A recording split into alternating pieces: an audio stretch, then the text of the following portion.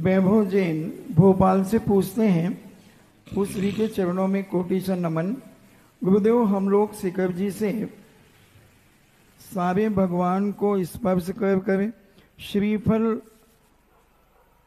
लाए, घर लाए थे, अभी घर में रखे हैं। अब इस श्रीफल का हम क्या करें?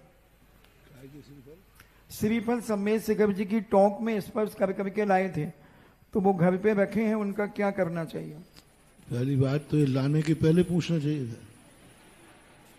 स्पर्श करने का, लाने का कहाँ उल्लेख है? चढ़ाने का उल्लेख है तो चढ़ा के आ जाते। अब मंदिर जी में चढ़ा दो, शिखर जी की एक एक टोंक का नाम लेकर के भगवान के सामने चढ़ा दीजिए। लेकिन ये ध्यान रखना, श्रीफल कभी भी सम्मेद शिखर के पहाड़ पर से मत खरीदना। यदि तुम पहाड़ पर से श्रीफल खरीदोगे, एक तो महंगा मिलेगा, दूसरा वहां दुकानें लगना चालू हो जाए। इसलिए तुम्हारी शक्ति हो तो एक डोली वाला कर, हाँ वो चढ़ा हुआ था, डोली वाला हो तो नीचे से श्रीफल खरीद करके ऊपर ले जा करके चढ़ाओ। एक बार तुम जो स्पर्श करके वापस लाए हो, वो पहली बार तुम नीचे से ले गए थे कि ऊपर ही खरीदा है? ऊपर से खरीदा है तो आपने वहां के दुकानदार को बढ़ावा दिया है। जितने भी ऊपर शिखर जी जाते हैं, इन सबको पहले तो पानी भोजन सब त्याग करके जाओ।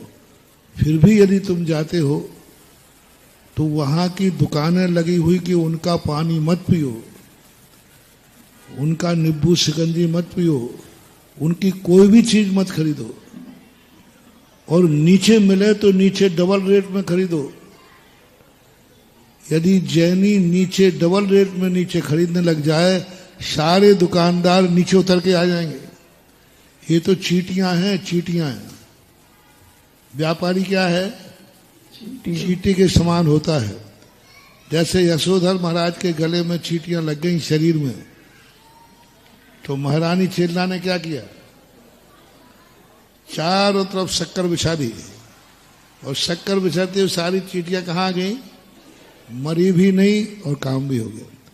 इसी प्रकार सम्मेद शिखर में से कोई भी चीज, सारे भारत के जैनियों से मेरा कहना है, जैसे ही पहाड़ का शुरू होता है उसके बाद कोई भी चीज मत खरीदो, कोई भी खाने पीने की चीज मत लो ऊपर। जितना तुम लोगे, तुम्हें वंदना का उतना पुण्य नहीं लगेगा जितना उस पहाड़ को अशुद्ध करने का पाप लगेगा। आप कल्पना करें, वो दुकानदार जब ऊपर दुकान लेके जाएंगे तो वे दिन भर लघु शंका शौच आदि जाएंगे कि नहीं? कहाँ जाएंगे? वहीं पहाड़ पर जाएंगे, वहीं पारसनाथ की टोंक के पास जाएंगे, वहीं जाकर जहां कण कण पवित्र है। और आप लोग भी खाओगे पियोगे तो नियम से आपको भी जाने का भाव होगा।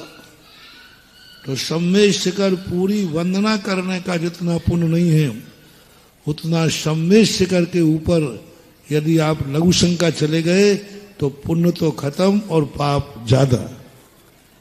हमारे गुरु महाराज ने हम लोगों को यही उपदेश दिया था। ये तक कह दिया था, जो व्यक्ति लघु शंका नहीं रोक सकता है, उसे सम्मेद शिखर की वंदना नहीं करने में पुण्य है। लेकिन पहाड़ के ऊपर, शीतल नाले के ऊपर कोई भी थूकने का भी मना कर दिया था, चाहे सर्दी हो चाहे जुकाम हो, क्योंकि वो तो ऐसी चीजें होना चाहिए। इसलिए वो श्रीफल आप घर ले गए हैं, आइंदा ऐसी गलती नहीं करना, इस बार का मंदिर में चढ़ा दीजिए।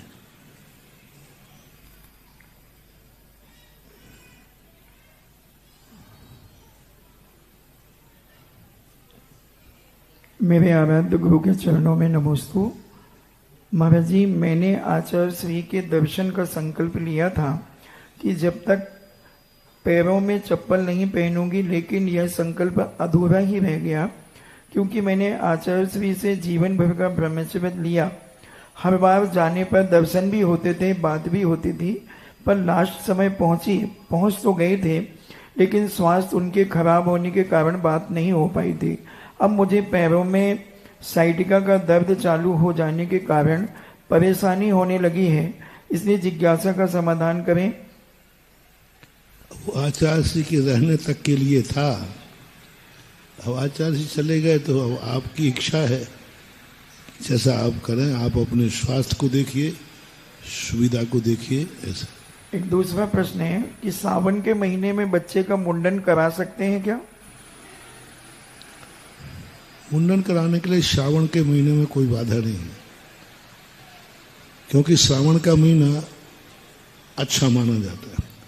भाद्र का महीना ठीक नहीं है, श्रावण के महीने में कर सकते। अनीता जैन इंदौर से पूछती हैं, बेटी की प्रसूति अगर मायके में होने पर माता पिता और मायके वालों को कितने दिन का सूतक लग सकता है? देखो, यदि प्रसूति घर में हुई है तो बराबर उनको पूरे परिवार को सूतक लगेगा घर में। यदि अस्पताल आदि में हुई है तो सूतक मात्र 24 घंटे का लगेगा, और यदि वह अस्पताल से घर आ गई है तो उसका स्पर्श आदि नहीं करना चाहिए।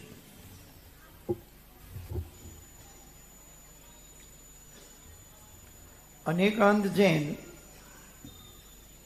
ओलावस से पूछते हैं, नमोस्तु महाराज जी, सूतक के संबंध में सबसे ज्यादा महिलाओं के संबंध में बड़ा विकल्प आता है। जैसे विवाहित स्त्री पीहर में मरण प्राप्त हो जाए, हालांकि वो कन्या की शादी होने के बाद सुआ सूतक ससुराल के लगते हैं, लेकिन उसका मरण पीहर में हुआ है और पीहर वालों ने ही उसका अर्थी संस्कार किया है, तो बराबर उसके 13वें दिन तक सूतक रहेगा। भली गोत्र बदल गया, भली वहां, लेकिन मरण तुम्हारे यहां हुआ, उसका अर्थी आपने संस्कार दिया है उसको। ऐसे इसी प्रकार जन्म के संबंध में समझना चाहिए। यदि घर में ही जन्म हुआ है बच्चे का, भली उस घर की वो बेटी है या दूसरे घर की बहू है, लेकिन उसको बराबर 10 दिन का पालन करना चाहिए। अनेकांत जैन पिट्टू कोलावस से पूछते हैं, नमोस्तु गुरुदेव, जैसे दुकान पर हम फ्री रहते हैं तो बैठकर कोई पाठ जाप करने लगते हैं और कोई ग्राहक आ जाता है तो फिर उस जाप पाठ को कायोत्सव करके फिर से चालू कर देते हैं, तो ऐसा करना उचित है या अनुचित है? इसको गणना में नहीं आएगा। मान लीजिए आपने 1.25 लाख माला का जाप लिया है, उन जापों को आप इस प्रकार खंडित नहीं कर सकते। आपने भक्तांबर पाठ का नियम लिया है तो उस पाठ को ऐसा खंडित नहीं कर सकते, उसे पूरा करना पड़ेगा। अब यदि आपका नियम नहीं है न पाठ करने का न जाप करने का, और खाली समय में आप जाप दे रहे हैं, तो कोई बाधा नहीं। पवित्रा पवित्रो वा सुस्तो दुस्तो पिवा ध्यायेत पंच नमस्कारम सब पाप प्रणश्यते। बिना नियम के आप भक्तांबर बैठे बैठे क्या कर रहे हैं? तो भक्तांबर पढ़ रहे हैं, 2-3 श्लोक पढ़ गए, ग्राहक आ गए, ग्राहक को निपटा दिया, फिर शुरू कर दिया। कम से कम सहुपयोग ही तो हो रहा है, लेकिन इसको नियम की काउंटिंग में मत लेना, ये समय का सदुपयोग है। महेंद्र जैन पत्रकार इंदौर से पूछते हैं, नमोस्तु महाराज जी, हमारे पूज्य मुनिराजों को विधियां प्राप्त होती हैं जिसमें एक अघोर ब्रह्मचर्य विधि का उल्लेख मिलता है, तो ये अघोर ब्रह्मचर्य विधि क्या है और किस इस तप के प्रभाव से प्राप्त होती है? अघोर तप रिद्धियों के अंतर्गत एक रिद्धि आती है। अघोर तप है, यानी वो तप करने से थकते ही नहीं है। उनको किसी प्रकार एक तप कर लिया, दूसरा तप कर लिया, तीसरा तप कर लिया, कितने ही तप करते जाए, उनको कभी थकान नहीं होती। उनके मन में बोरियत नहीं आती। एक उपवास कर लिया, 2 कर लिए, 3 कर लिए, ऐसा हर व्यक्ति को आता है, लेकिन वो एक से एक तप करते जाते। उपवास किया है, उपवास के बाद भी जाकर पहाड़ के ऊपर जाके बैठ गए गर्मी में, उसमें भी सूर्य को देखते हुए बैठ गए।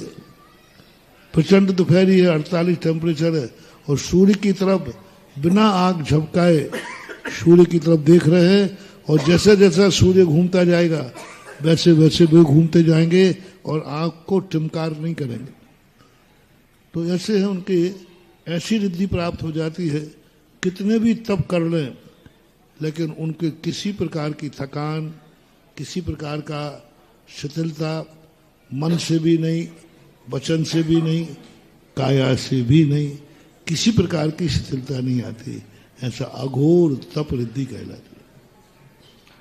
शिवरावजी तरुण नायक कोरमा छत्तीसगढ़ से पूछते हैं, नमोस्तु महाराज जी, घर में पूजा का स्थान किस दिशा में होना चाहिए और भगवान की फोटो किस दिशा में लगाना चाहिए, एवं घर की सीढ़ियों के नीचे का स्थान पूजा घर के रूप में उपयोग किया जा सकता है क्या? पहली बात तो कहीं भी जैनागम में घर में पूजा के स्थान का कोई उल्लेख नहीं, कोई उल्लेख नहीं, कहीं भी नहीं, यहां तक कि वास्तुशास्त्र में भी नहीं। किसी अन्य दर्शनकारों के शास्त्रों में भी हमने घर में पूजा के स्थान का कोई उल्लेख नहीं पाया। अन्य दर्शनकारों को भी मैंने देखा, जैन दर्शनकारों को भी मैंने पढ़ा, प्रतिमानुग में वास्तु को भी मैंने पढ़ा। वास्तु में भी कहीं घर में पूजा के स्थान का उल्लेख नहीं है, पूज्य स्थान के उपयोग है। पूज्य स्थान और पूजा के स्थान में अंतर है। पूज्य का अर्थ पवित्र स्थान, मंगल रूप स्थान, शुभ स्थान। तो वहां इतना वर्णन आया है कि नॉर्थ ईस्ट का जो ईशान कोण है इसमें गंदगी ना रखें, जूते चप्पल ना उतारें, झाड़ू पोंछा ना रखें, किसी प्रकार अशुद्ध वहां भोजन आदि ना करें। ईशान कोण के अंदर किसी प्रकार की गंदगी नहीं, उसको बिल्कुल साफ सुथरा रखना चाहिए। मांगलिक वस्तुएं रख सकते हो, मंगल कलश है, स्वस्तिक है आदि, लेकिन गंदी चीजें नहीं रखना चाहिए। वो पूज्य यानी पवित्र स्थान है। तो पवित्र स्थान रखना अलग चीज है और पूजा गृह बनाना अलग चीज है। कहीं भी नहीं है कि पूजा गृह घर में होना चाहिए, क्योंकि पूजा गृह जो होता है वह अमर्यादित नहीं होना चाहिए, मर्यादित होना चाहिए। गृहस्थी के हिसाब से चलती है, मंदिर के हिसाब से नहीं। कई लोग घर में चैत्यालय बना लेते हैं। अब क्या जो मर्यादा मंदिर में आप करते हैं, क्या वो मर्यादा घर में हो सकती है? आप नीचे भगवान बैठे, वहीं आप सारे गृहस्थी के सारे कार्य कर रहे हैं। बाजू में लेट बात है, वहीं बाजू कमरे में बैठे। ऊपर छत पे भगवान बैठे हैं और छत के नीचे आप लोग अपने घरों में क्या कर रहे हैं? भगवान ऊपर है और नीचे आप सारे संसार के कार्य कर रहे हैं। कितना बड़ा पाप है वो, बहुत ज्यादा। आप दक्षिण भारत में देख लीजिए, जितने घरों में चैत्यालय हैं सबकी हालत खराब है, पनप ही नहीं सकते। क्योंकि भगवान आपके पास हैं तो उस घर को भगवान के मंदिर की मर्यादा रखो। मंदिर जैसा पवित्र होना चाहिए, लेकिन गृहस्थी तो गृहस्थी है। वहीं पर भगवान सामने मंदिर बना है, वहीं महिलाएं अशुद्धि में हो गए हैं, मंदिर के कमरे के सामने से निकल रहे। नहीं होना चाहिए। गृह चैत्यालय का उल्लेख मिलता है। गृह चैत्यालय का अर्थ होता था राजा महाराजा, उनका बड़ा महल होता था। जैसे भाग्योदय का परिसर है ना, ऐसा लंबा चौड़ा परिसर होता था। उसमें एक कोने पर उनका महल होता था, बाग बगीचे होते थे। उसी सीमा के अंदर उनके एक कॉर्नर में मंदिर होता था। अब वो मंदिर मकान से दूर है, लेकिन माना जाएगा गृह चैत्यालय, क्योंकि कंपाउंड के अंदर है। भाग्योदय के अंदर कोई भी चीज बनेगी उसका नाम भाग्योदय होगा कि नहीं? भाग्योदय का तो वो निजी चैत्यालय था, गृह चैत्यालय था। लोगों ने गृह और निजी चैत्यालय का अर्थ निकाल लिया घर में चैत्यालय। और बीच में ऐसी परंपरा चली भट्टारकों ने कि जिस घर में मूर्ति नहीं वो घर स्मशान घाट के समान है। जिस घर में मूर्ति नहीं वो स्मशान घाट के समान है। लोगों ने मूर्तियां रखी। भट्टारक ने ऐसा क्यों कहा? क्योंकि उस समय राज जिन धर्म विरोधी उन राजाओं का था जो मूर्ति पूजक के निषेधक थे, जो मंदिरों को ध्वस्त करते थे। यदि तुम मंदिर में गए तो मंदिर का ही नाश कर देंगे वो, और तुम्हारा नाश कर देंगे। इसलिए उन्होंने कहा कि कम से कम मंदिर नहीं जा सकते हो, मंदिर वो नष्ट कर देंगे। सब लोग अपने अपने घरों में एक छोटी छोटी मूर्ति रखो, लेकिन जिनेंद्र भगवान के दर्शन के बिना अपना भोजन मत करो। ये उनके उस समय भट्टारकों के समय परिस्थिति थी। और ये परंपरा 14वीं शताब्दी के बाद विशेष शुरू हुई, और ये परंपरा चलते चलते बाद में वो परंपरा बन जाती है 100 साल निकलने के बाद। और अब ऐसी परंपरा है कि सबके घरों में। महाराष्ट्र में एक घर में मैं गया, एक छोटा सा कमरा था, आहार हुआ कारंजा के पास में। उन्होंने कहा महाराज जी गृह चैत्यालय के दर्शन कर लो, तो कर लेना। उन्होंने तो अलमारी खोली, जहां मेरा आहार हो रहा था उसी कमरे में अलमारी खोली, और भगवान सिंहासन पर इतने से भगवान थे, लुढ़के पड़े थे। नीचे उसका सामान रखा था, छोटा सा घर था, मध्यम वर्गीय था, मध्यम क्या गरीब वर्गीय था। नीचे उसका रोटी पानी का सामान रखा है, बीच में बर्तन भाने रखे, ऊपर कर में ठाकुर जी भगवान जी बैठे, और वे भी लुढ़क गए थे। तो जो महिला में हार दे रही थी उसी ने पकड़ के ठाकुर जी को सीधा कर दिया, और मैंने कहा भगवान बैठो, मैं तो जा रहा हूं।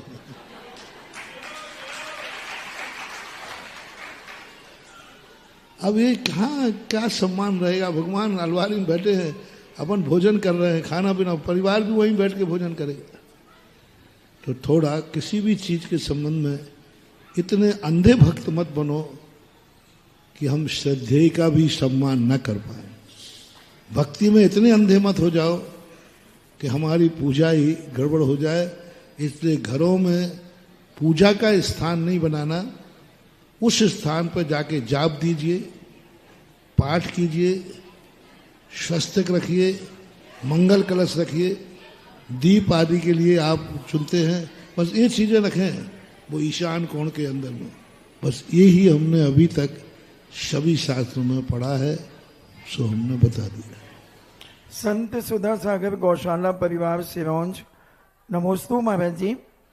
गुरु जी, विगत वर्ष की तरह इस वर्ष भी अल्प वर्षा के कारण सूखे के हालात बने हुए हैं।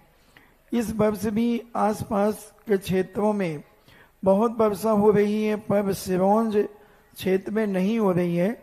सप्लाई का पानी भी मात्र 1 सप्ताह का बचा है। हम सामूहिक रूप से ऐसा क्या करें कि संकट टले? गुरुवर ऐसा कुछ आशीर्वाद दीजिए। अरे मैं तो समझ रहा था कि इस बार सबसे अच्छी वर्षा हो रही है। अभी 3-4 दिन देखा हमने, रेगुलर बरसात, इतने के 1 मिनट को भी नहीं रुकी। तो भाई यहाँ तो बहुत अच्छी बरसात हो रही है।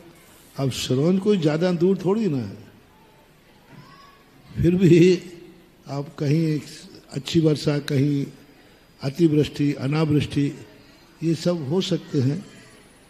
अब इन परिस्थितियों को देख करके तो बस जहाँ पानी है वहाँ से ले जाओ, जहाँ पानी नहीं है वहाँ भेज दो, और क्या करो। और रिश्तेदारों को कह दो कि भाई कृपया करके आए तो पानी लेके आए। हाँ, ईरान इराक में होता है, क्योंकि वहाँ कंट्रोल से पानी मिलता है। एक व्यक्ति को लिमिटेड पानी मिलता है, तो उसमें रहता है भोजन का निमंत्रण है, पानी वो अपना लेके आएगा। यहाँ तो पानी है ही नहीं, क्योंकि वहाँ तेल ही तेल है, समुद्र है। तो पानी वहाँ कंट्रोल से मिलता है, गवर्नमेंट से निश्चित होता है इतना पानी एक व्यक्ति के नाम होगा। तो वो जब निमंत्रण में जाता है अपना खुद का पानी लेके जाता है। अब पानी बरसात नहीं हो तो फिर ये सिस्टम तुम भी अपनाना पड़े तो अपना लेना। पर अभी मध्य भारत में स्थिति नहीं आएगी, कितना भी हो तो भी नहीं आएगा। जिनवाणी चैनल, आदिनाथ चैनल, शुदा कलश चैनल और पुण्योदय चैनल के माध्यम से देश और विदेश में देख रहे लाखों श्रद्धालुगण सुनिए अभी एक बात, वो भोपाल से कौन थे, वो पुलिस में थे, पवन जी हैं कि महेंद्र जी थे? महेंद्र जी ने एक बात सुनाई, बहुत अच्छी बात है, हमें मालूम नहीं था। आचार्य जी से उनकी चर्चा हुई 2023 में 23 में कि महाराज आगे 24 साल का आगे की स्थिति क्या है। तो उन्होंने कहा कि आचार्य जी ने कहा था 2024 साल देश के लिए, धर्म के लिए, समाज के लिए अच्छा नहीं है, सबको सावधान रहना चाहिए। तो बन गई ये बात। तो उन्हें यूं आचार्य ने चर्चा करते करते चल रहे थे सोच के लिए, तो आचार्य जी के मुख से ये शब्द निकला था। तो बोले हमने भी कोई ध्यान नहीं दिया कि ऐसे क्या दिया होगा, लेकिन इस बार जो धर्म की हानि हुई, आचार्य जी का जाना, दूसरे एक महाराज और विराग सागर महाराज का जाना, और पुष्पदंत भूतबली का भी है ना, इनका भी आकस्मिक जाना, हाँ कोई बात, और आकस्मिक जाना एक बात। और आजकल ऐसी घटनाएं घट रही हैं, एक्सीडेंट में परिवार के परिवार जा रहे हैं, अभी हुआ ना कहीं परिवार के परिवार में। तो इस प्रकार के 2024 के संबंध में मुझे मालूम नहीं, उन्होंने जो बताया तो मैंने आपको सूचना दे दी। इसलिए दे दी कम से कम आप लोग भी थोड़े सावधान रखो, गाड़ियां धीमी चलाना, गाड़ियां धीमी चलाओ, रात में मत चलाओ, हाईवे पर छोटी गाड़ियां लेके मत चलो। मारुति जैसी गाड़ियां लेके तुम हाईवे पे चलते हो। अरे मारुति गाड़ी शॉपिंग गाड़ी है। मारुति गाड़ी कौन सी थी? मारुति, नैनो, ये सब शॉपिंग गाड़ियां हैं। शॉपिंग गाड़ी का अर्थ क्या होता था? शहर के अंदर, बड़े बड़े शहर जैसे बॉम्बे शहर है, यही मान लो सागर शहर है, अब मकरोनिया वाले को यहाँ कटरा आना है, सामान लेने आना है, तो ये शॉपिंग गाड़ियां थी। अब इन शॉपिंग गाड़ियों को लेकर तुम हाईवे पे उतार रहे हो, हाईवे पे ले जा रहे हो, तो ये तुम्हारी बहुत गलत परिस्थिति है। भारत देश सबसे बड़ा कानून का उल्लंघन करता है। मारुति और नैनो गाड़ी शॉपिंग के नाम से ही निकाली थी, लेकिन आज हाईवे पे दौड़ते हैं और बहुत ज्यादा मारुति कार के तो भिड़ने के बाद बचने की कोई गुंजाइश, क्योंकि ये कांच के अलावा कुछ है ही नहीं। दूसरी गाड़ी के पास तो आगे इंजन का वो रहता है, लेकिन बोनट रहता है, बोनट, लेकिन मारुति में तो कांच है, बस सीधा साफ होता है, डिब्बा पापड़ी हो जाता है उसका। तो भारत देश बड़ा विचित्र है। स्कूटर मालूम कौन सी गाड़ी थी? लेडीज गाड़ी थी। स्कूटर जो बनाया था, मोटरसाइकिल थी पुरुषों के लिए, लेकिन महिलाएं मोटरसाइकिल पर बैठ नहीं सकती क्योंकि उनके साड़ी आदि कपड़े आदि होते। तो उन्होंने स्कूटर गाड़ी बनाई थी जिससे महिलाएं चलाएं। आज सबसे ज्यादा स्कूटर कौन चला रहा है? और वो लेडीज गाड़ी है। खोज लेडीज के नाम से हुई थी, बाजार में लेडीज के नाम से आई थी। तुम्हारी तो फटफटिया थी, लेकिन अब सब मिक्सिंग कर दिया। क्या है? आदिनाथ चैनल, जिनवाणी चैनल, आदिनाथ चैनल, सुधा कलश चैनल और पुण्योदय चैनल के माध्यम से देश विदेश से देख रहे लाखों श्रोतागण और सभा मंडप में विराजित समस्त श्रोतागणों की ओर से परम पूज्य गुरुदेव के पावन चरणों में बारंबार नमोस्तु अर्पित करते हुए और क्षुल्लकत्रय के चरणों में इच्छामि अर्पित करते हुए यह बहुचर्चित जिज्ञासा समाधान कार्यक्रम का आगाज करते हैं। चूंकि समय अधिक हो गया इसलिए ज्यादा कुछ नहीं कहूंगा, बस गुरुदेव की अंतिम देशना से ही दो पंक्तियां कहूंगा कि गुरुदेव सिरोंज ही नहीं, कुछ दिन पहले प्यासे तो हम भी थे, लेकिन जब सागर में ही सागर उमड़ पड़ा हो तो फिर जल की क्या कमी हो सकती है। यहाँ तो सुधा अमृत का पान हो रहा है और सुधा का सागर उमड़ पड़ा है। तो कुंद कुंद सी चर्या वाले और अकलंक गुरु से त्यागी हैं, कुंद कुंद सी चर्या वाले अकलंक गुरु से त्यागी हैं और संसार भोग से वैरागी पर मोक्ष पंथ में रागी हैं। पढ़ते हैं चरण जहां इनके, पढ़ते हैं चरण जहां इनके, वो भूत तीर्थ बन जाती है। बस इसीलिए सारी दुनिया चरणों में शीश झुकाती है, बस इसीलिए सारी दुनिया चरणों में शीश झुकाती है। अधिक समय न लेता हुआ जिज्ञासा के क्रम में आज सर्वप्रथम जिज्ञासा के लिए आमंत्रित कर रहा हूं सुधामृत वर्षा योग कमेटी के सभी सदस्यों को कि वो पधारें और गुरुदेव के चरणों में नमोस्तु अर्पित करते हुए अपनी जिज्ञासा रखें और उसके बाद तैयार रहेंगी आदिनाथ महिला मंडल लिंक रोड। सिर्फ एक प्रश्न करेंगी सामूहिक रूप से।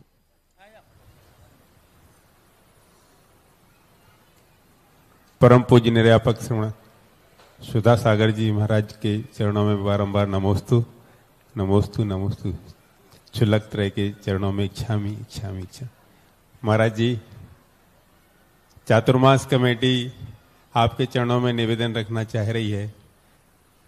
चातुर्मास के दौरान एक भव्याति भव्य पंच कल्याणक की तरह विधान आपके सानिध्य में संपन्न हो, उसके लिए महाराज जी कौन सा विधान और कौन सी तिथि आपके सुविधानुसार और आपके मुखारविंद से कमेटी सुनना चाहती है और आशीर्वाद भी आपसे चाहती है। का हमारे चातुर्मास के एजेंडे में तो रहता नहीं। हमारे मुनियों में तो कोई ऐसा हमें विधान करना जरूरी है ऐसा कोई प्रावधान नहीं। इस श्रावकों का आपका काम है और पंडित जी हैं, प्रदीप भैया हैं, आप लोग हैं।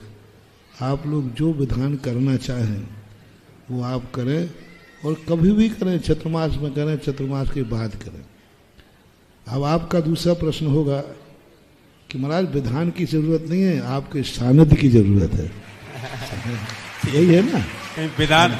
महाराज विधान की भी जरूरत है, आपके सानिध्य की भी। मेरा सानिध्य की बात करो तो मैं या तो काम करता नहीं हूं और करता हूं तो ऐसा होना चाहिए कि भारत में आज तक ऐसा विधान नहीं हुआ। जय हो।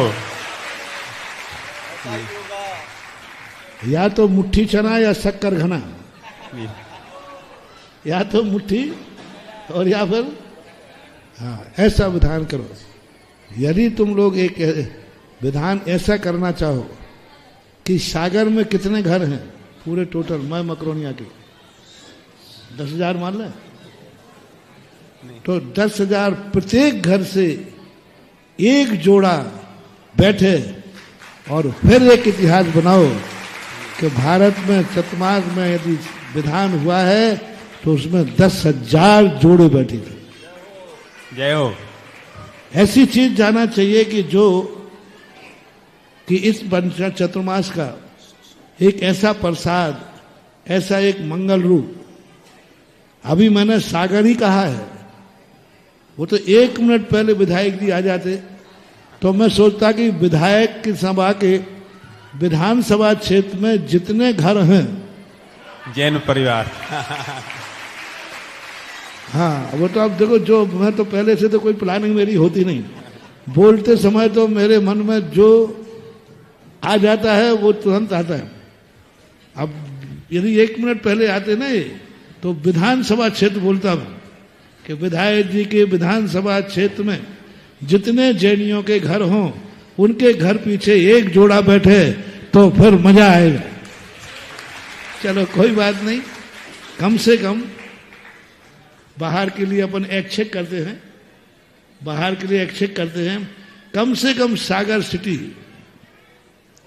में जितने घर हैं उन घर में से एक जोड़ा, अब जोड़े का अर्थ पति पत्नी हो कोई बात नहीं, माँ बेटे भी हो सकते, भाई बहन भी हो सकते, पर सासू बहू नहीं मानना, वो जोड़ा में नहीं आएगा। जोड़े का अर्थ होता है लेडीज एंड जेंट। वो भाई चलेगा, बहन भाई बैठ जाए, माँ बेटे बैठ जाए, नहीं देवरानी जानी नहीं माने, देवर जी भाभी जी बैठ जाए, देवर भाभी बैठ जाए, फूफा भतीजा बैठ जाए, मतलब एक लेडीज और एक स्त्री जेंट्स। यदि ये अभियान तुम अभी से चला दो और प्रत्येक घर घर में जाकर के एक एक जोड़े का नाम लिख के लाओ, फिर मैं आशीर्वाद एक हाथ से नहीं दोनों हाथ से दे दूंगा। जय हो। और एक ऐसा विधान करो, और विधान भी वो करो जो अभी निकट भविष्य में 10-50 सालों में तुम्हारे सागर में हुए ही नहीं। और मुझे मालूम है कि सागर में बहुत सारे विधान अभी बहुत दिनों से नहीं हुए। छोटे मोटे मंदिरों में कर लिया हूं, बात अलग है। बड़े 3 विधान सबसे बड़े माने जाते हैं। कल्पद्रुम महामंडल विधान, त्रिलोक तिलक महामंडल विधान, इंद्रध्वज महामंडल विधान। पूज्यवत जिनसेन स्वामी ने हरिवंश पुराण के अंदर इन 3 विधानों के नाम लिए हैं। महापूजा के अंतर्गत लिखा उन्होंने। इंद्रध्वज मंडल विधान का नाम है, त्रिलोक तिलक मंडल विधान का नाम। ये विधान आजकल प्राय परंपरा से हटके हो गए। ज्यादातर कल्पद्रुम विधान तो आज फिर भी चलता है।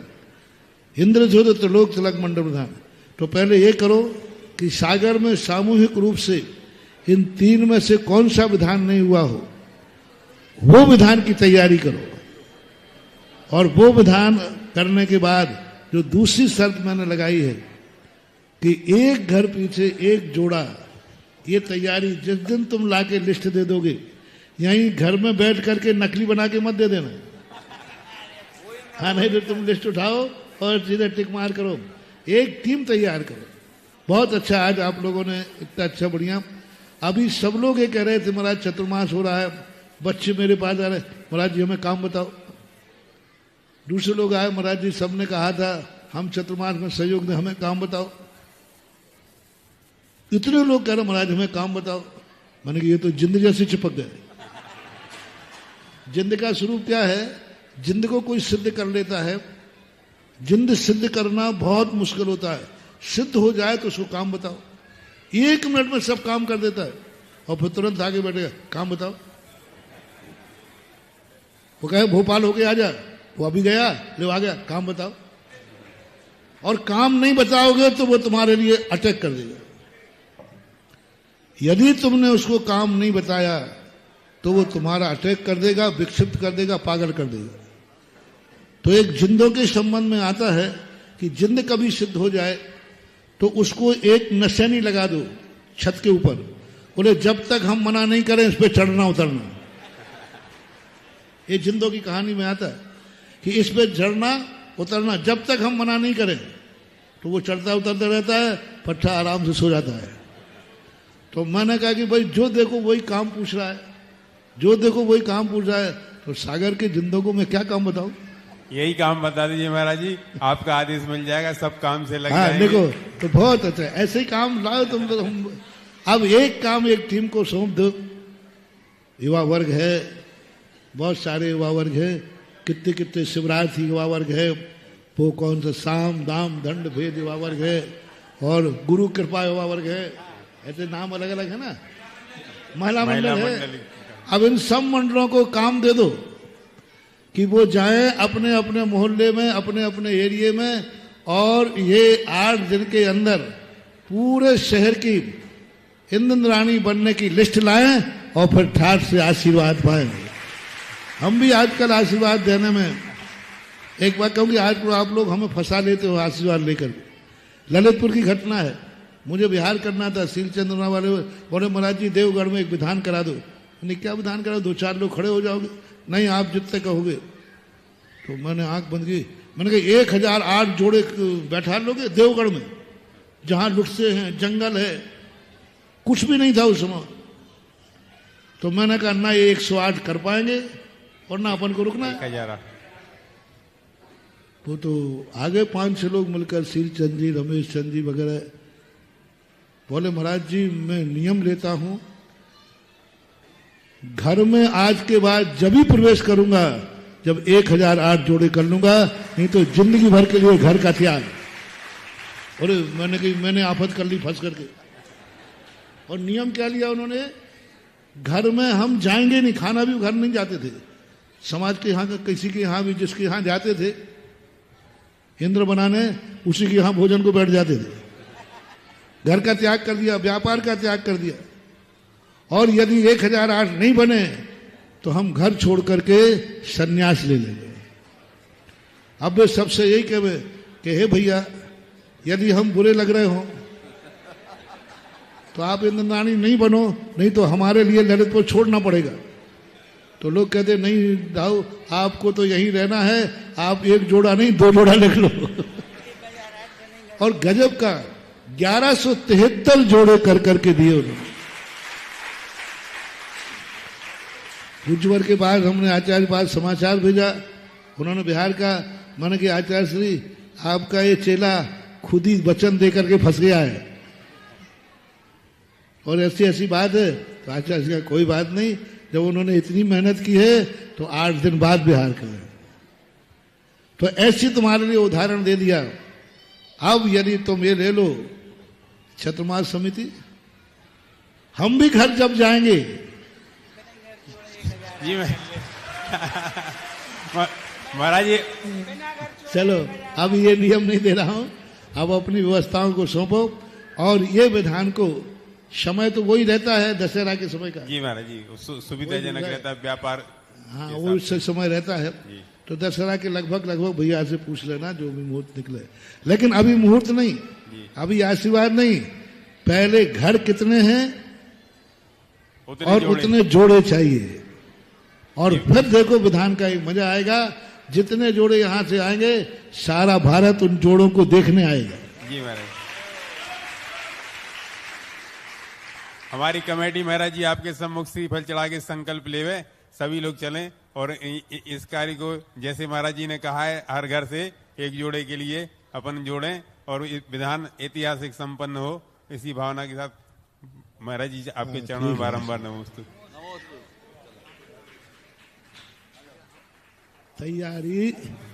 तैयारी सुनो, और विधायक जी भी साथ में आ गए। तैयारी आज से शुरू कर दो, क्योंकि आज क्या है, चतुर्दशी है और दिन क्या है, नवमी, चौथ, चतुर्दशी पड़े शनिचर वार, एक काम के साधते सदैव अनेकों का। और आज शनिवारी चौदस का आशीर्वाद लेने की बात कहिए, जुट जाओ। ऐसा विधान होगा कि उसी विधान में ना जाने कितने कार्य और नए हो जाएंगे। बस बहुत अच्छा दिन है। नमोस्तु स्वामी, नमोस्तु। हाँ यही बात है। जिज्ञासा करेंगे आदिनाथ महिला मंडल और उसके बाद तैयार रहेंगे अरविंद जी खमरिया, सौरभ रोड लाइन्स और उसके बाद तैयार रहेंगी विवेक मानसी जैन मोरा जी। पूज्य श्री के चरणों में आदिनाथ लिंक रोड पाठशाला महिला मंडल और बहुमंडल की ओर से सकल जैन समाज सागर की ओर से सम्मान करना चाहती है बारंबार गणा करके। और नमोस्तु नमोस्तु श्री बसंत सोनी जी, इच्छामी और श्रीमान मधु गुप्ता जी आ जाएं, और श्रीमान विक्रम जी सोनी पधारें। महाराज जी, मेरी जिज्ञासा पूजन से है। जब हम स्थापना ठोरने में करते हैं तो कोई पुष्प चढ़ाता है, कोई लौंग चढ़ाता है, कोई गिनती से चढ़ाता है, तो उसकी प्रक्रिया कैसी है ये हमें बताइए। और विसर्जन पाठ में जो बोलते हैं, आए जो जो देवगण पूजे भक्ति प्रमाण, हम इस संबंध में बहुत बार बता चुके हैं। अभी 1 हफ्ते पहले ही मैंने यहाँ बताया था, आप YouTube पर पड़ा हुआ है। इतने जल्दी प्रश्नों की पुनरावृत्ति ना हो। यहाँ स्थान से स्थानांतरण होते तो अभी तो कुछ दिन पहले ही इसी सभा में हमने प्रश्न का जवाब दिया था। ऋषि वो जो विसर्जन पाठ पढ़ते हैं तो वो विधान आदि में देवों को, चारों निकायों के देवों को बुलाते हैं, और जो छोटी पूजन करते हैं उसमें विसर्जन पाठ में फिर उसमें भैया ने बताया था श्रद्धा से आराध्य पर पूजे शक्ति प्रमाण, पूजा विसर्जन मैं करूं हो सतत। 3 प्रकार की विधि बताई थी। अब तीनों प्रकार में इसका अर्थ क्या है 3 प्रकार से बताया था, आप वहां से समझ लें। नमोस्तु महाराज, नमोस्तु। जिज्ञासा करेंगे श्री अरविंद जी खमरिया, सौरभ रोड लाइन्स, और तैयार रहेंगी विवेक मानसी जी। मेरे आराध्य गुरु के चरणों में बारंबार नभोस्तु नभोस्तु नभोस्तु। छुल्लक जी के चरणों में इच्छामी इच्छामी इच्छामी। मेरा जिज्ञासा है कि महाराज जी मेरे लिए चक्कर आ रहे थे 1 महीने पहले, तो मैं सायपुर में आपके दर्शन करने गया था। तो उस टाइम पे आपसे मैंने कुछ भी निवेदन नहीं किया, सिर्फ आपका आशीर्वाद लिया। और उसके बाद से अभी हम 3 दिन पहले फिर आपके चरणों में दर्शन करने गए थे, तो मैंने आपका आशीर्वाद लिया। उसके बाद मुझे चक्कर आना बिल्कुल बंद हो गए हैं। और मेरा ऐसा कौन सा पुण्य होगा कि जो आपके दर्शन मात्र से हमारे लिए यह समस्या का निदान हो गया पूर्ण रूप से। निमित्त पाकर के अशुभ कर्म की उदीर्णा होती है तो शुभ की हो जाती है। जैसे दुश्मन को देख करके क्रोध कर्म की उदीर्णा हो जाती है, अपनों को देख करके राग भाव की उदीर्णा हो जाती है, गुरुओं को देख करके भी शाता कर्म के उदय की उदीर्णा हो जाती है, भगवान के दर्शन से उदीर्णा हो जाती है। ये निमित्त कहलाते हैं और ये निमित्तों के माध्यम से जैसा निमित्त सामने आता है वह निमित्त उनका कार्य करता है। अब वो निमित्त किस भावना को लेके बैठा हुआ है? भगवान इसलिए बैठे हैं मंदिर में, भगवान किसी को सुख दुख देते नहीं है, लेकिन लोग मंदिरों में जाकर के अभिषेक पूजन करते हैं तो सुखी दुखी हो जाते, सुखी ज्यादा हो जाते, सुखी हो जाते, गुरुओं के दर्शन से सुखी हो जाते। और उन्होंने कोई सुख करने के लिए कोई मंत्र नहीं फेरा। मूल जो मैंने खोजा है कि भगवान इसलिए मंदिर में बैठे हैं और उनके दर्शन करने से साता कर्म की उदीर्णा क्यों होती है? क्योंकि उन्होंने अपनी जिंदगी में भाव नहीं ये भाई थी सुखी रहे सब जीव जगत, वो निरंतर ही भावना भाते। तो उनके दर्शन करते ही वह जो मूर्ति है वह भगवान है, हमारे साता कर्म की उदीर्णा करा देते हैं, क्योंकि उन मूर्ति का यही संकल्प। गुरुओं का भी क्यों कर देते हैं? क्यों उनके स्पर्श से, उनके दर्शन से, आशीर्वाद से कई लोगों की बीमारियां दूर हो जाती। उनका मूल कारण क्या है? हम लोग कोई मंत्र नहीं फेरते, लेकिन हम लोगों की यह भावना होती है, खास तौर से मेरी भावना होती है कि संसार को सुख दे पाऊं या ना दे पाऊं, लेकिन संसार निरोग रहना चाहिए, निरोग रहना चाहिए। सर्वे भवन्तु सुखिनः सर्वे भवन्तु निरामया सर्वे भद्राणि पश्यन्ति मां कश्चित दुख भाग भवेत्। यानी निरामय हो, सब निरोग हो। ऐसी भावना को लेकर के जब किसी साधु के मन में भाव चल रहा हो और उसी समय तुमने नमोस्तु कर लिया हो तो तुम्हारे असाता कर्म का उपशम हो जाएगा और साता कर्म की उदीर्णा हो जाती, क्योंकि कर्मों की उदीर्णा निमित्त पाके होती है। जैसे अभी अपन को शांति से बैठे, एकदम यदि हीटर जला दिया जाए तो उष्ण नाम कर्म की उदीर्णा हो जाएगी, एकदम एसी चला दिया जाए तो शीत नाम कर्म की उदीर्णा हो जाएगी। तो अब गर्मी संधि पा करके हमारे कर्मों की उदीर्णा होती है। ऐसा ही गुरुओं के प्रति जब श्रद्धा का अतिरेक हो और गुरु की तद्रूप परिणाम हो तो ऐसी घटनाएं घट जाती हैं, आगम सम्मत। जिज्ञासा करेंगी विवेक मानसी जैन और उसके बाद तैयार रहेंगी मीनल जैन इंदौर और उसके बाद तैयार रहेंगे श्री सचिन जैन।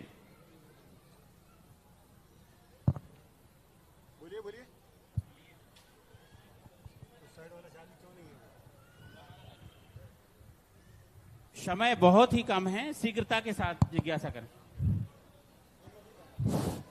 मम हृदय विराजित मम आराध इष्ट गुरुदेव भगवान आपके चरणों में अनंतो अनंतो बार नमोस्तु।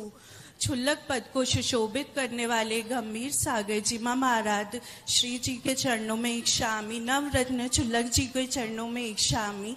भगवान मेरी जिज्ञासा ये है, जैसे कि जब किसी गृहस्थ पिता का देवलोक गमन होता है तो उसके पास जो भी यश कीर्ति या संपत्ति होती है तो उसके संतानों में बांट दी जाती है, पुत्र या पुत्री आदि में। तो भगवान ऐसे ही क्या साधु जीवन में होता है? गुरु और शिष्य का भी पिता और पुत्र जैसा संबंध होता है। तो जब आचार्य भगवान का ऊपर देवलोक गमन हुआ और आप भी उनके पुत्र समान जैसे शिष्य हैं, तो उनका भी पूरा यश और कीर्ति क्या ऐसा होता है उनको मिल जाए? आचार्य श्री की जयमाला में भी एक लाइन है, तुम में कैसा सम्मोहन है, या है कोई जादू टोना, जो दर्श तुम्हारे कर जाता कभी नहीं बेलक होना। तो गुरुदेव हम लोग भी आपके ही जैसे दर्शन पहले भी करते थे और अभी भी करते हैं, तो ऐसा लगता है वही यश कीर्ति आपके पास नहीं बन रहा है, पूरी किताब लिखी जा रही है। प्रश्न बनाना चाहिए। प्रश्न करते समय प्रश्न बनाओ। जैसे कैसे किसका बंटवारा महाराज श्री भावार्थ यह है इनका प्रश्न का कि जैसे हम लोगों की गृहस्थों की विरासत पीढ़ी दर पीढ़ी आगे बढ़ जाती है, ऐसे गुरुओं की विरासत कैसे बढ़ेगी? गुरुओं की विरासत भी बढ़ती है, वो तो अपने सामने ही बांट जाते हैं।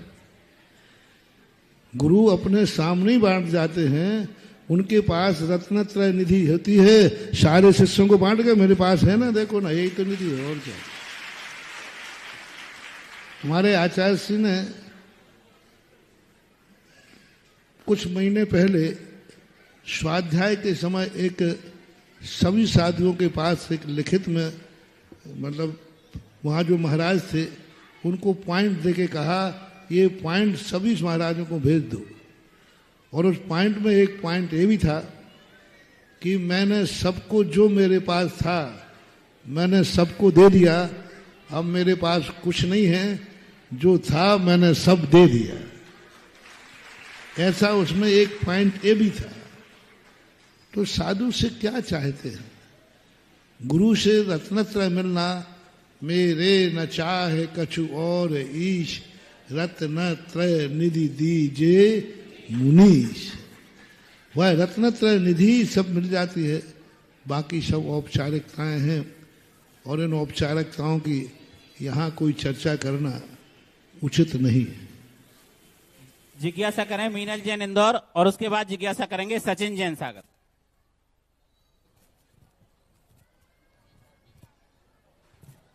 सचिन भैया कर लें पहले, जो जिसके पास पहले माइक कर। नमोस्तु महाराज जी। महाराज जी नमोस्तु महाराज जी। इच्छामी महाराज श्री। महाराज जी सामायिक के कितने प्रकार होते हैं? सामायिक जो होती है, सामायिक के कितने प्रकार होते हैं? सामायिक में क्या साधुओं की जो सामायिक होती है, व्रतियों की और श्रावकों की, ये क्या अलग अलग प्रकार की होती है? और सामायिक में क्या चिंतन ही होता है कि कुछ पाठ वगैरह भी पढ़ लेते हैं या फिर जाप वगैरह भी देते हैं, तो कैसे होती पूरी? सामायिक का उल्लेख विशेष रूप से श्रावकों के संबंध में 12 व्रतों के अंदर 4 शिक्षा व्रतों में भी सामायिक आया और सामायिक नाम की प्रतिमा भी है। मुनि महाराज को सामायिक भी 28 मूल गुणों में है, लेकिन मुनिराज को ध्यान की मुख्यता ज्यादा होती है।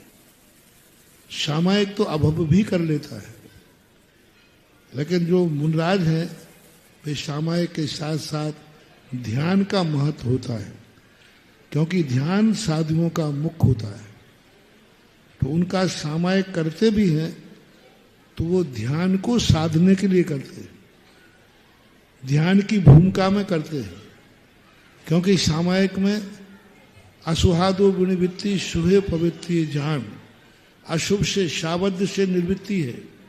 सामायिक की परिभाषा दी शाबद्ध से निर्वृत्ति होना, तो मुनिराज तो सदा शाबद्ध से निवृत्त है, इसलिए उनके लिए वो सामायिक को भी ध्यान के अभ्यास के रूप में प्रयोग करते हैं। लेकिन श्रावक की जो ध्यान सामायिक है वह नियम पूर्वक और उसकी विधि भी बताई गई है रत्न करण श्रावकाचार। इसके 2 रूप कहे गए। समय संबंध में उतने समय के लिए अशुभ से निर्वृत्ति होना, असुहादो विनिवृत्ति, शाबद्ध से निर्वृत्ति। तो शाबद्ध किसे बोलते हैं? जिसमें हिंसादि पाप होते हो। तो तुम हिलोगे डुलोगे तो हिंसा हो सकती है, बोलोगे तो हिंसा हो सकती है। इसलिए संपूर्ण प्रकार के शाबद्ध से जो निवृत्त हो जाता है, यहां तक कहा गया सामायिक में बैठा हुआ श्रावक चेलोप श्रेष्ठ मुनि रहो। क्या उपमा दी? सामायिक में जब श्रावक बैठा है तो उसको मुनि महाराज की उपमा दी। जैसे मुनिराज ध्यान में बैठे और कोई मन चले ने उनको कपड़ा उड़ा दिया, किसी कपड़ा, तो कपड़ा उड़ाने से उनका मुनिव्रत खंडित, उपसर मान के बैठ जाएंगे। ऐसा ही सामायिक के समय श्रावक के लिए चेरोपश्रेष्ठ मुनि रहो। मुनि के ऊपर जैसे उपसर्ग में कपड़ा डाल दिया जाए, ऐसा ही श्रावक जब सामायिक में बैठता है तो उसकी हालत भी ऐसी होती है, कपड़ा दिख रहा है लेकिन अंदर से तो वो कपड़े से रहित हो गया है। कपड़ा यानी परिग्रह से रहित हो गया, पापों से रहित हो गया। परिग्रह वहां पर समस्त पापों से रहित होकर के उस समय वो महाव्रत के समान उसकी स्थिति हो जाती है। तो यह श्रावकों के लिए कहा गया है। नमस्ते। जिज्ञासा करें शीघ्रता से मीनल जैन। उसके पूर्व मैं बुला रहा हूं गुरु चरणों में श्रीफल लेकर के श्रीमती किरण मोदी, सुमित मोना, सम्यक समृद्ध मोदी, स्वाति मेडिकल। इन्होंने मंगलगिरी में शांति धारा ली थी और 2,11,000 की राशि लेकर के आज पधारे हुए हैं। गुरु चरणों में श्रीफल अर्पित करें, जिज्ञासा करें। और उसके बाद तैयार रहेंगे हमारे परीक्षा बोर्ड प्रभारी श्रीमान प्रदीप जी जैन, स्नातक परिषद से। मेरे परम उपकारी गुरुवर के चरणों में बारंबार नमोस्तु। छुल्लक जी को इच्छा में। महाराज जी, मेरी जिज्ञासा ये है कि आप अपने प्रवचन में बताते हैं कि एक आदमी को बोला जाता है कि उसे दौड़ना स्टार्ट करना है और सूर्योदय के पहले वो जितनी जमीन नाप कर वापस आ जाएगा वो उसकी हो जाएगी। तो महाराज जी, हम सब तो बहुत अज्ञानी हैं, अभी तक हम अपनी जिंदगी में अंधाधुंध दौड़ ही रहे हैं। तो हम कैसे समझे कि कब हमको लौटना स्टार्ट करना है और इसकी विधि क्या होगी ताकि हम जिंदगी के अंतिम लक्ष्य समाधि मरण तक पहुंच सके? प्रश्न क्या अपनी जिंदगी से? महाराज जी, हम कैसे समझे कि हमको अपने जिंदगी में कब लौटना स्टार्ट करना है? अभी तो हम अंधाधुंध दौड़ रहे हैं, दिन भर काम कर रहे हैं, जॉब कर रहे हैं। उदाहरण दे रहे हो तुम कुछ और। तो उस राजा ने उदाहरण दिया कि जाओ तुम जितनी जमीन चाहिए उतनी जान ले लो। तो वो चलता गया, लौटता गया। तो ये सीधी बात है कि गृहस्थों के लिए लौटना कब है। हमारे यहाँ एक यव मध्य रचना होती है। यव मध्य रचना का अर्थ होता है एक गेहूं होता है, इधर भी पतला है इधर भी पतला, बीच में मोटा होता है, उसे जव बोलते हैं। जिंदगी की यव मध्य रचना होनी चाहिए। तुम नहीं करोगे तो कर्म करेगा, कर्म नहीं करेगा तो परिस्थितियां करेगा। कि जिस दिशा में तुम जा रहे हो उस दिशा में आगे बढ़ते जाइए गृहस्थ के लिए। और फिर आधी उतार का समय होता है। तो जिंदगी को एक औसत निकालो। आज औसत उम्र क्या निकालना है? औसत बनाओ 80 साल, 80 मान लेते, 60 कम हो जाएगी। नहीं तो आज तो 60 वर्ष में यदि कह दो ना तो 30 वर्ष में तो छोकरे की शादी हो रही है आज। और वो क्या महाराज जी फिर बचा क्या है? हाँ तो आप लेट कर रहे हो तो मैं करूं क्या?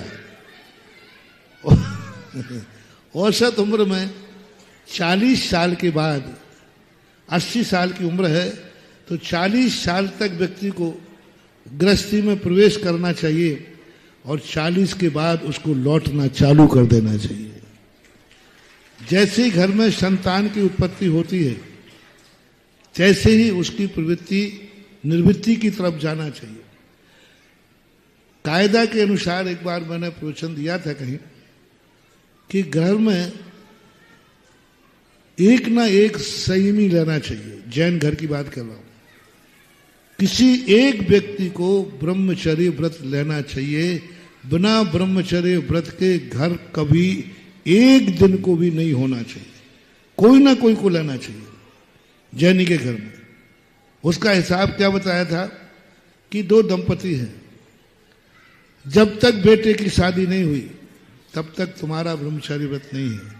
बेटे को ब्रह्मचारी व्रत दिलाओ कि शादी के पर्यंत तक, जब तक मेरी शादी नहीं हुई है तब तक मैं ब्रह्मचारी व्रत लेता हूं।